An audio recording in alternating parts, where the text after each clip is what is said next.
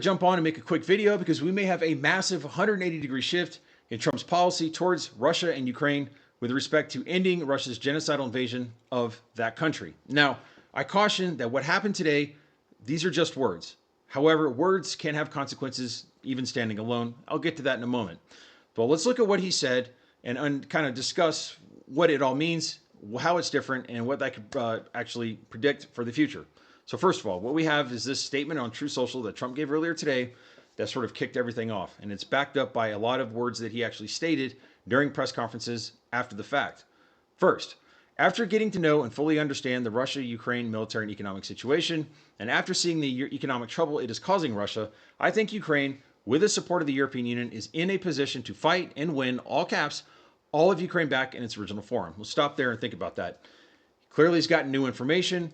Zelensky said he shared intelligence with Trump that maybe he didn't have before, and that now Trump realizes that Russia and Putin have been lying to him the entire time.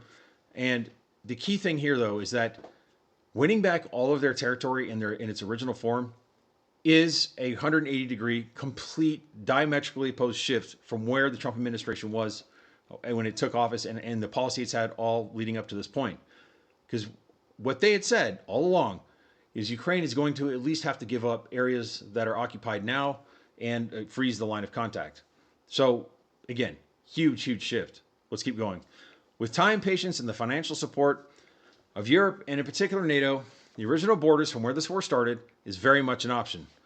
Why not? Question mark. Russia has been fighting aimlessly for 3.5 years, a war that should have been that should have taken a real military power. Sorry, it's kind of funny. Less than a week to win. This is not distinguishing Russia. In fact, it is very much making them look like, quote, a paper tiger. Now, let's stop there. Another key point here is that this is a huge difference from when Zelensky was in the Oval Office the first time and Trump said, you have no cards. And when he's blamed, Ukraine ridiculously for having started the war with, a country 10 times its size that it can't possibly win. Well, that's not what he's saying here. And again, whatever he was saying then and whatever they put in his cereal this morning, keep doing it because this is great.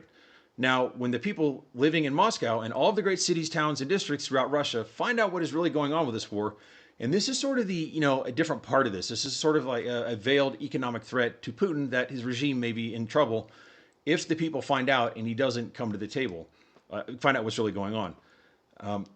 Find out what's really going on with this war, the fact that it's almost impossible for them to get gasoline through the long lines that are being formed, and all the other things that are taking place in their war economy, where most of their money is being spent on fighting Ukraine, which has great spirit. He was very complimentary here, and we'll see in later statements, he was also acted in a similar fashion.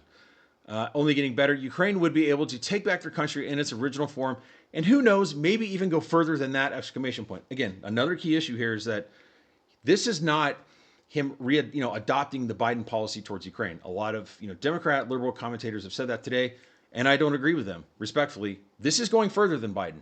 Biden never said take back everything that was invaded and go further. Go further could mean take part of Russia. Go further could mean take part of Crimea. So this goes further than Biden ever did. All right, just continue. Putin and Russia are in big economic trouble, and this is a time for Ukraine to act. Again, this is a huge difference. He's calling them to go and win this damn war right now. It's very different, very positive. In any event, I wish both countries well. We will continue to supply weapons to NATO for NATO to do what they want with them. Good luck to all. Okay, so another key thing, that second to last sentence, that he will continue to supply weapons to NATO is huge. Because even if the United States doesn't provide, financial aid directly to Ukraine, as long as they supply weapons to NATO to then give to Ukraine, primarily air defense interceptors, things like the Patriot PAC-3, things like HIMARS rockets, then they can definitely have a pathway to take back all of the occupied territories and win.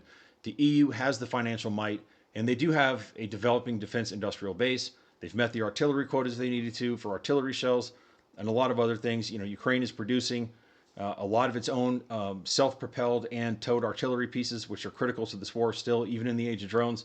So that's key. And let's talk about this overall, what this means.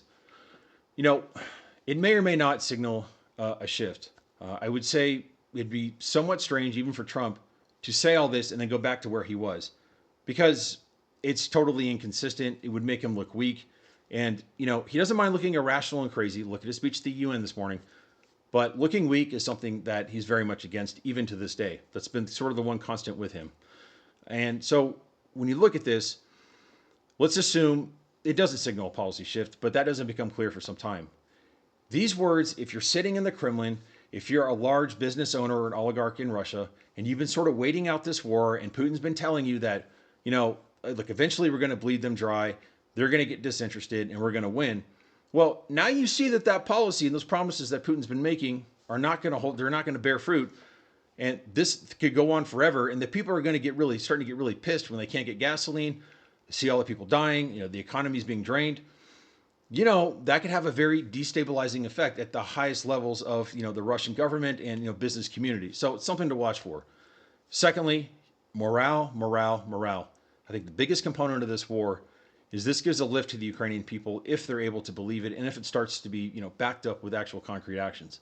So time will tell. Let's look at some of the other statements Trump said today in confirmation of this. So after this, Trump was meeting with Emmanuel Macron of France. Says he thinks Ukraine should get all its land back. He called Russia a paper tiger, and this is the key thing. So it's a very sad situation, but most of you have seen the recent statement I put out a little while ago. So what we just talked about. I really do feel that way. Let them get their land back. So he's confirming what I said is not just some crazy bleed at 3 a.m. that he sometimes does. This is what I actually believe. Now, this is the key thing. Where did this all come from? Well, Zelensky is saying that Trump now trusts him more than Putin on what's happening on the battlefield, and he should. I mean, that's factually, there's no other way to go. Gradually, he realized Ukrainian President Volodymyr Zelensky said that the U.S. President Trump now trusts him more than Putin. He said that he shared intelligence with him after he was sharing some information that was far from the truth on the battlefield. He trusts me much more because the information that my intelligence possesses, which we share with our partners, is already different information. So that's key, and it could indicate the first sentence of that statement that he originally posted that sort of started all this off today, where that came from, that I've learned new information, I've learned more about their economy. It does make you wonder what the hell is our intelligence community doing that he doesn't already know this, but be that as it may, I'm not going to complain. Next, President Trump meets with President Zelensky at the United Nations General Assembly. This is from a lot of these are from the White House official Twitter account. Frankly, Ukraine is doing a very good job of stopping this very large army. It's pretty amazing. He's never talked like that before. He's blamed Ukraine for the war. He's always, acted like they were the same, that, Ukraine was losing people, Russia's losing people. Oh, it's so sad. And here he's clearly saying, this is the lion on the battlefield, Ukraine, which is truthful and accurate. Here we go. POTUS meets with the European Commission, President Ursula von der Leyen in New York. It's a great honor to be with a powerful, very smart woman and a friend of mine. And I included this because this is a vibe shift, the way that he's talked about her, the way he's talked about the EU. He's been very critical of them, buying Russian oil, which is unfair because the members of the EU who buy Russian oil and really are responsible for that are people that are in Russia's pocket. People like Fico, people like Viktor Orban. So, but again, look how complimentary he is here. And then next, reporter, do you think that NATO countries should shoot down Russian aircraft if they enter their airspace? He said, yes, I do. Now, I wish I had the video. I don't. But right then, Zelensky's like, what? Great. So again, this is him really backing up NATO, him talking positively about NATO, him talking about the alliance in ways that he hasn't before. And then actually in another question, they said, well, what are you going to do to back this up? How are you going to support them? He says, well, we'll see in the situation, but I have very fond feelings towards NATO. And, again, if you're Putin seeing this and you've been messing with NATO, sending drones, having aircraft incursions into their airspace, this is a warning. You should know that this is not the situation that Putin predicted. And it's always been a risk that Putin would overstep and go too far because, people think he's a master strategist. He's not, okay? He's just more violent and more amoral and more sociopathic than the rest of the world. And so he pushes. He engages in genocide in Syria and Ukraine and other places. He engages in wars of aggression. And it's because people don't fight back. It's not because he's smart. And, he may have overplayed his hand with Trump. There's always been that risk. Hopefully that's the case. We'll see. So in any event, we'll see how it plays out. Again, I really do believe this might, fingers crossed, we'll see, signal a shift in Trump potentially. Is he going to do something different? Probably not. However, the fact that he's going to continue supplying weapons through NATO and has this feeling about the war that is very, very different. I mean, 180 degrees couldn't be more different than it was before. indicates there will be less pressure put on Ukraine to negotiate immediately, and also to give up their territories, and try to have some kind of negotiation like that. And so that's really the two key things. He's not going to pressure Ukraine to negotiate an end to the war with Russia like he was, if this is true. And number two, continue to supply weapons through NATO. So great day. Hopefully, we'll see how it plays out. And again, don't forget the destabilizing effects potentially at the highest levels of the Russian government and business community. So take care, guys. God bless America. God bless Ukraine. I'll see you guys soon.